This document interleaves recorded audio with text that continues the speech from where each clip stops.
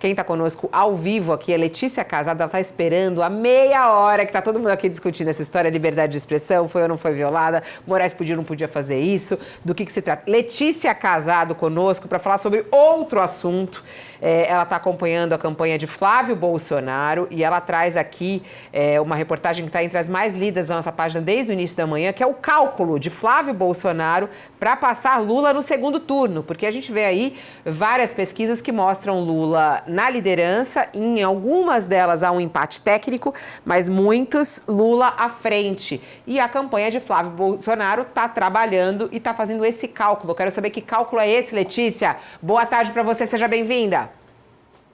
Boa tarde, Fabiola, Sakamoto, Maerovitch, Josias.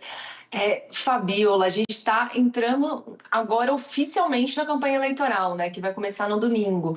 E a campanha do Flávio está olhando para esse cenário e fala, olha, a gente tem aqui uma conta de que passando para o segundo turno, a gente vai conseguir fechar o cálculo e ultrapassar o Lula. E eu falo, mas que conta é essa? Como é que funciona esse cálculo? Aí eles pegam o mapa dos estados do Brasil e falam, olha, tem 3 fatores principais que vão mexer com o jogo dos votos nos estados. O primeiro deles é que alguns estados específicos já vão dar para o Flávio, no segundo turno, uma margem muito maior de votos, uma quantidade muito maior de votos. Porque nesses estados específicos, e aí tem São Paulo, Bahia, Ceará, uma série de estados que depois a gente até pode entrar neles, mas a eleição estadual vai ser resolvida no primeiro turno. Então, os políticos locais vão ter que se posicionar e aí o Flávio vai acabar sendo carregado por um grupo da direita. Aí, outro fator, a união dos candidatos da direita no segundo turno, porque todo mundo vai ficar contra o Lula e isso vai ajudar a trazer votos. E o antipetismo. Então, essa é a aposta, essa é a fórmula da aposta que a campanha do Flávio está tendo para jogar ali e ganhar no segundo turno. Aí eles falam, o Lula não tem para onde crescer no segundo turno, porque o Lula já é o representante da esquerda no começo da eleição, no 4 de outubro, ele já vai atrair todos os votos da esquerda, dos anti-Bolsonaro, etc., quando chegar a hora do segundo turno, aquela quantidade de votos do Lula não vai crescer muito, mas o Flávio vai puxar o resto do pessoal. E aí, sobre os estados, eles apostam muito que o Tarcísio vai entrar na campanha, que a gente já falou um pouco sobre isso, né? Tarcísio, Ricardo Nunes, alguns estados do Nordeste, eles estão apostando numa margem de votos, uma quantidade de votos maior no Nordeste do que o Jair Bolsonaro teve, e algumas situações, tipo Goiás, porque o Caiado tá liderando lá, só que não vai ter Caiado no segundo turno, vai todo mundo pro Flávio. Enfim, é um jogo muito interessante. Na coluna eu consigo detalhar um pouco melhor, senão fica até confuso explicando isso tudo. Claro, não, está claro, eu acho que fica claro, e os dois, né? Eu lembro, o Sakamoto há bastante tempo já virou recorte aqui, ele falou assim, gente, qualquer um pode ganhar isso, e pode ser inclusive no primeiro turno, né? Isso é uma questão de discussão bem interessante desses cálculos eleitorais. Letícia Casado, para quem chegou agora e estava na TV, coluna completa, ela destrinchou um pouquinho aqui pra gente. Obrigada, Lê, bom trabalho para você aí. Obrigada, pessoal. Só lembrando que amanhã o Flávio ainda vai registrar a candidatura. A perspectiva da campanha é que esse registro seja feito amanhã, que ainda não está oficializado ali no TSE, não está protocolado, mas deve ficar para amanhã. Acabei de ouvir isso deles, Fabiola. Até mais. E aí, mas sem chance de mudar o vice, né? Ou não? Eu estava acompanhando toda a entrevista do Lindbergh, eu estou super acompanhando essa história, mas o que a campanha do Flávio mantém o vice está mantido, não vamos trocar por pressão de PT, não vamos trocar vice por pressão de ninguém, até porque é uma grande mentira, uma grande armação petista essa história sobre o Alfredo Gaspar. Essa é a versão deles. Mas, de novo, a chapa ainda não foi protocolada, a campanha acabou de me informar que isso deve ser feito amanhã, e até sábado tudo pode mudar, mas domingo só que o jogo vai estar na mesa do jeito oficial mesmo. Ô Letícia, já que eu tô com você agora, já tenho mais 50 perguntas a você sobre a campanha do Flávio Bolsonaro, né? E eu tô por dentro de tudo. Por isso mesmo, já tô super curiosa. Eu quero saber sobre a história com a Michelle Bolsonaro ontem, ela esteve com ele, gravaram o vídeo. Fim da crise entre eles, Michele. Eu não sei se a gente até tem o trecho da Michele Bolsonaro aí. Vamos colocar, já que a gente está com a Letícia Casado aqui, está acompanhando de perto a campanha do Flávio Bolsonaro. Vamos aproveitar esse momento para colocar também, porque eu acho muito importante. A gente acompanhou toda essa novela e eu quero saber se a gente já deu o final da novela ou ainda não. Vamos ouvir. Foi ótimo. Todo mundo muito empolgado, todo mundo no mesmo espírito de união. Colocamos a pedra, né? A desavença existe em qual família que não é perfeita, né? Levanta a mão aí, quem não tem problema na família. Levanta a mão. Não. Mas graças a Deus a gente conversamos, nos unimos em prol de algo muito maior para a nossa nação. Ela apareceu ali, mas eles não apareceram em nenhum momento juntos? Teve a foto, teve um abracinho, teve alguma coisa assim, ô Letícia? Fim da crise, a gente já deu o final da história ou não? Eu acho que já dá para dizer que é o fim oficial da crise, né? Até porque a Michele precisa desse gesto de pacificação oficial, pelo menos, com o Flávio, porque a Michele, a candidatura da Michele Bolsonaro ao Senado fica ameaçada enquanto ela estiver brigada com o Flávio e estiver recebendo petardos, for alvo de uma ala do bolsonarismo. Por que isso? Aqui no DF, ela não é a única candidata ao Senado, evidentemente, e no campo da direita tem ela, Bia Kicis, e o Sebastião Coelho, pelo Novo, que era um desembargador aposentado. Pois bem, desde que estourou a crise com a Michele e o Flávio, do final de junho, isso estou trazendo aqui até um bastidor que eu estava observando nos últimos dias, tem crescido muito entre o eleitorado bolsonarista as críticas em relação a Michele, mas também o quê? A intenção de voto no Sebastião Coelho. E isso eu consegui acompanhar por rede social e de ouvir o pessoal falando. Então, enquanto a Michele está tendo um problema com o Flávio, a candidatura ao Senado dela fica com problema. E também a candidatura da Celina Leão, que é uma das melhores amigas da Michele e que está concorrendo ao governo do Distrito Federal. Elas duas entraram no alvo desse grupo, a Celina por tabela. Então é muito ruim para Michele Bolsonaro. Nesse campo da política, é ruim para ela no campo pessoal, porque a Michele foi muito atacada, inclusive ela perdeu o sobrenome, né? Passaram uma ala do bolsonarismo, passou a chamá-la de Michele Firmo, que é o nome dela de solteiro. E isso foi extremamente agressivo para ela. Ela foi muito xingada em rede social, enfim, mudou o clima sobre a Michele. Até contamos que ela teve que mudar o esquema de segurança agora no final de julho, por causa de ameaça em rede social. Pois bem, ela precisa pacificar a situação com o Flávio. Foi a primeira vez que eles dois se encontraram pessoalmente.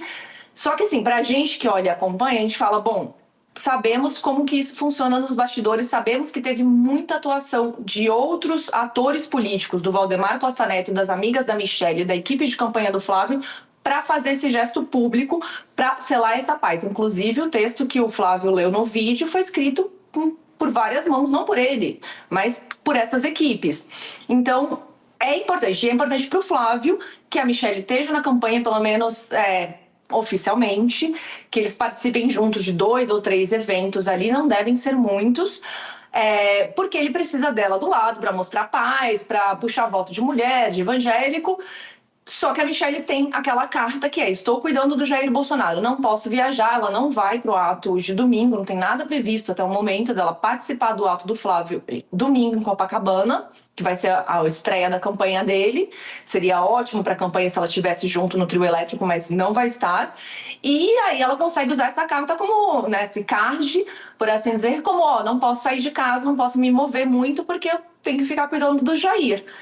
E vou atuar aqui nas redes sociais. Agora, você perguntou sobre essa relação entre os dois. Ontem à noite eu estava com o celular na cama antes de dormir, hábito errado e ruim, eu sei. Mas eu fui olhar os stories da Michele, tava lá um stories que ela tinha postado 15 horas antes e outro 4 horas antes. Nenhum dos dois sobre esse evento no PL. E o Flávio, nos stories dele, tinha lá uma postagem de um vídeo, ele com a Michele, inclusive marcado, @Michele Bolsonaro. Ela não repostou. Então, o engajamento da Michele, quando a gente acompanha de pertinho, assim, olhando, de fato, ela continua com uma certa distância ali, ainda que publicamente ela faça gestos. Ontem, inclusive, pediu para o Alcides Fernandes, que é o pai do deputado André Fernandes, que é o centro de toda aquela confusão do Ceará, pediu para o pastor Alcides Fernandes, candidato ao Senado no Ceará, puxar a roda de oração. Alcides Fernandes é o grupo do Flávio no Ceará e foi por isso que deu todo o racha na família, Fabiola.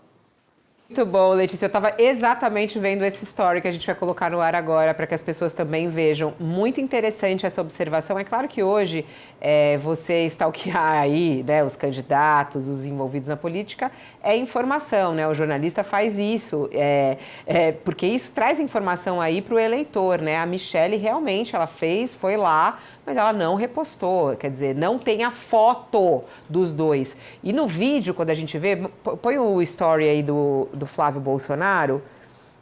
A gente pode soltar o áudio? Verdadeiramente a gente possa cuidar daqueles que mais precisam, porque nós somos canais, nós somos instrumentos de Deus aqui na Terra. Deus entregou o mundo, Deus entregou a Terra para os homens de bem governar. Então é para isso que nós estamos aqui, é para este momento da nossa nação que nós somos chamados. Sim. Pastor Cis. Sakamoto, a gente vê aí essa imagem, né? O Flávio Bolsonaro segura o quadro do pai, a Michelle faz uma espécie de uma oração ali, é tipo uma espécie de uma oração, né? Que ela tá fazendo ali, falando umas palavras em nome de Deus e tudo mais. Não tem nem a troca de olhares entre eles. É essa imagem que tem dos dois depois de toda a novela. A novela acabou? Eles estão em paz? A crise, foi colocado um ponto final nessa crise, Sakamoto? Antes de mais nada, boa tarde para ler. Eu, na verdade, sou um pouco... Eu acho que eu tenho um pouco mais de... Eu sou um pouco mais ressabiado com relação ao final dessa crise, porque é o seguinte, a crise, como você bem pescou, tá lá. Tá tenso, sabe? Certamente, no Natal da família, eles vão se dar meias de presente. Nenhum presente... Sabe? Eu tô dizendo meia, porque meia, ninguém gosta de ganhar meia no Natal, tá? Deixar bem claro isso aí. Então vão no máximo dar uma meia, um lenço, ou não vão se olhar, ou vai rolar guerra de uva passa na mesa de Natal.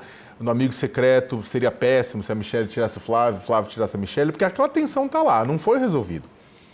Existe um pragmatismo, como a Letícia bem colocou, existe um pragmatismo. Ela quer se eleger, ele quer se eleger. Da mesma forma que lá atrás teve claro, uma faísca muito menor, mas o Tarcísio não ficou feliz de ter sido preterido em nome do Flávio Bolsonaro, que é apontado pelo pai como sucessor dele. Mas o Tarcísio foi entubado. Por quê? Porque você tem o quê? O governo do estado de São Paulo, o Tarcísio precisa do Bolsonaro para se eleger, pelo menos no primeiro turno, se eleger no primeiro turno, aí no segundo eu não sei o que ele faz, e o Bolsonaro precisa do Tarcísio também, nesse processo, né? A família Bolsonaro. Agora, lá naquela cena o quê? Tem a eleição da Michelle, que não está dada, apesar de ser uma das favoritas, mas, por outro lado, né, isso não está resolvido. Gente, vamos colocar da seguinte forma. O Flávio disse que a Michelle não sabe fazer política. Segundo ela mesma, ele a humilhou, ele a maltratou. Não só isso, e uma coisa que pesou tanto quanto para a Michelle, a Letícia está aí para não me deixar mentir, foram o ataque sistemático nas redes sociais por parte dos bolsonaristas contra a Michelle. Não só a questão de chamá-la pelo nome de solteiro, mostrando que ela não faz parte do bolsonarismo, e falar, você pode ser excluída a qualquer momento, né? Mas ataques extremamente violentos, ataques extremamente machistas, ataques misóginos, né, violência mesmo, o pessoal babando, a ala mais radical do bolsonarismo, Red Pill, estava babando em cima da Michelle, né, tava batendo pesado. Então isso ficou, isso não foi esquecido. E essas coisas você não esquece tão fácil. Até porque lá atrás, o Flávio Bolsonaro, o Eduardo Bolsonaro, todo mundo poderia ter dado ordem unida e falar, não, pera lá, erramos de verdade, pedir desculpa de verdade, não aquele que o Flávio deu, que era aquele, olha, se você se sentiu ofendida, me desculpe, né? Mas ele dá um pedido de desculpa meio naquelas, o Eduardo Bolsonaro continuou criticando, ou seja, poderia ter bloqueado aquilo lá atrás, e não foi. Na verdade, não é que o Flávio se sentiu realmente, sabe, brotou um perdão do fundo do peito, que ele aí, com base nisso, ele se libertou e sabe, de tudo isso, pediu desculpa, chorou, catarse, não. É tudo um cálculo político. Até onde esse cálculo político vai, vamos ver. E só para terminar, lembrando a todos e todas, né, que por mais que agora tenha esse discurso comum de todo mundo junto, Michelle, Tarcísio, Nicolas Ferreira, entre tantas outras pessoas que são do campo político bolsonarista, teriam muito a ganhar do ponto de vista político com uma derrota do Flávio Bolsonaro agora. Uma derrota do Flávio Bolsonaro enterra as pretensões da família de estabelecer uma dinastia monárquica no Brasil. E aí, em 2030, são outros nomes renovando. Se o Flávio ganha, vai tentar botar o pai dele depois em 2030, depois irmão, depois filho e por aí vai. Ó, 10 horas, ó, 12h25. Eu peço desculpas, o Mairovich, tadinho, esperando aqui mó tempo. Obrigada, Mairovich, pela sua participação hoje. Tanta coisa e você ficou aí esperando, tanta entrevista no meio das suas análises. Até a próxima, Mairovich. Até a próxima, mas eu aproveitei o tempo para receber as informações de vocês e só levantei um pouquinho, porque eu fui fazer uma consulta no livro Êxodo e lá está escrito não usar o nome de Deus em vão, né? Eu não tenho religião, mas eu conheço os textos. Tchau, gente. Tchau, obrigada. Tchau, Lê. Obrigada pela sua participação também. Um beijo. Letícia Casado, a coluna dela completa na nossa página do UOL. E eu já passo a palavra também para o Josias. Josias, fim da treta da madrasta e do enteado. O que significa, né, essa imagem que Flávio Bolsonaro coloca, a Michelle não? E é de bom tom, né? Quando a pessoa te marca, você repostar, né? É de bom tom você fazer isso. Alguns preferem não fazer, mas politicamente isso traz um significado. Ela não postou foto, não temos a foto dos dois, temos essa imagem que foi divulgada. Dá para dizer que realmente a treta acabou ou não? Não, não dá não, Fabiola. O cotidiano da família Bolsonaro não cabe num filme, né? O roteiro pede um seriado e o número de episódios dessa série é ilimitado. A evolução dessa trama depende do resultado da eleição presidencial. Se vencer o Flávio Bolsonaro, a trama vai para um lado. Se for derrotado pelo Lula, o Flávio Bolsonaro, a trama vai para outro lado. E aí o papel da Michelle se engrandece. A essa altura, a Michelle tem pouquíssimo interesse na vitória do Flávio Bolsonaro. Tem uma frase, Fabíola, do escritor russo Leon Tolstói, que eu gosto muito. Ele dizia que as famílias felizes são parecidas, as infelizes são infelizes à sua maneira. E no clã Bolsonaro, a madrasta e os seus enteados, eles nunca estão tão próximos que amanhã não possam estar distantes, nem tão distantes que amanhã não possam se aproximar. Agora estão próximos, houve um reencontro, mas o que está em jogo, o que está no pano de fundo, é o espólio do patriarca. Então, com o marido preso, a Michelle vai adquirindo uma musculatura política e uma certa autonomia que não imaginavam que ela teria, né? O Flávio e a Michelle estavam há quase 2 meses sem se falar. Brigaram, fizeram as pazes, tudo pelas redes sociais. E aí se encontraram. Tiveram finalmente houve uma conversa lá, olho no olho, antes do encontro coletivo. Os dois conversaram, foi rápido, mas conversaram. Gravaram vídeos para a campanha. Impressionante a fila que se formou. Eu vejo o prestígio que a Michelle adquiriu, numa fila ali, gente querendo tirar, porque lá estavam candidatos ao Senado. 3 dezenas de candidatos ao Senado do PL, por vários estados, né? Inclusive ela, que é candidata aqui por Brasília, né? E todo mundo querendo tirar foto com ela. Aí ela diz, colocamos ali uma pedra em cima das divergências. Mas fizeram perguntas para ela sobre e os enteados lá, o Carlos Bolsonaro e o Eduardo Bolsonaro. Aí ela se recusa a responder, diz, não, vamos com calma, não vou. Ela até tratou as divergências dela com os enteados como se fosse uma polarização. Não vou polarizar nesse momento. As coisas se resolvem com o tempo. Então não dá para dizer que eles estão ajustados. Ao contrário, fizeram ali um armistício, interessa a ambos, mas ela já deixou claro, inclusive na entrevista, não vou fazer campanha fora de Brasília, campanha só nas redes sociais, a campanha presidencial, né? Então há ali um jogo de interesses que os convenceu, e ambos foram convencidos que o melhor agora seria unir as estratégias, não é? Mas cada um está jogando o seu jogo, Fabiola. E impressiona muito porque essa volta da Michelle foi mais ou menos como uma volta por cima. Quem se desgastou com o atrito entre os dois foi o Flávio Bolsonaro, ela não. Ela só ganhou com isso. E ela voltou, a meu juízo, por cima. Dizem, saiu da presidência do PL Mulher, vai fazer uma bancada, Se for eleita, terá mandato a partir do ano que vem.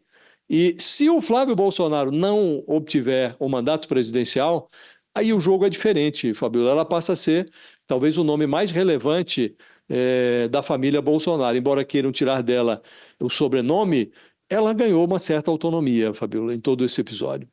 E até na coluna eu tinha falado da foto. A foto não foi publicada nas redes sociais deles, mas teve uma foto oficial de divulgação que, inclusive, o Josias colocou na coluna dele aí, né? Essa foto, né, Josias? Que foi feita ontem. E tem um momento, a gente fez a gente mostrou aquela imagem dela falando, depois teve uma oração e tal. Quando ela sai, ela dá um beijo no rosto do Flávio Bolsonaro, mas é muito impressionante a displicência, ela nem olha para ele, encosta ali o lábio e sai rapidamente, quer dizer, é um negócio frio, sabe? Não tem ali sentimento, é um jogo político muito bem jogado e a Michelle Bolsonaro está no tabuleiro agora com a outra dimensão, Fabiola.